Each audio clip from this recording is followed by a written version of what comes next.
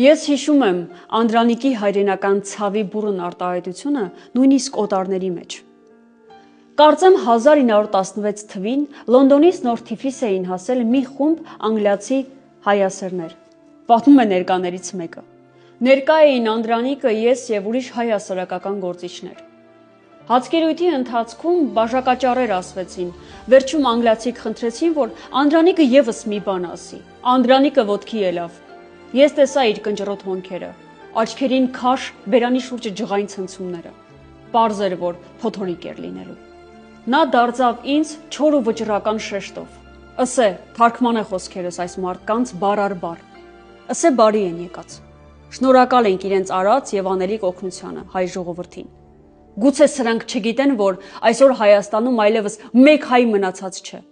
Շնորհիվ քրիստոնյա քաղաքակիրթ Եվրոպայի թուրքերը ամենքին ջարդեցին եւ այժմ շարունակեց Անդրանիկը ավելի ու ավելի ջղայնոտ հուզմունքով։ Այժմ քեզի կասեմ թարգմանիր, ճիշտ ասածներս։ Ասա, որ մի հատիկ ցանկություն ունիմ։ Կուզեմ, որ այս պատերազմը այսուհետև էլի 10-15 տարի շարունակվի, որպեսզի եվրոպական քրիստոնյա ազգերը ջարդոթին ոչնչացնեն իրար, եւ նրանց երկրներն էլ այսպես ավերակ դառնան, ինչպես Հայաստանը։ Թարգմանիր,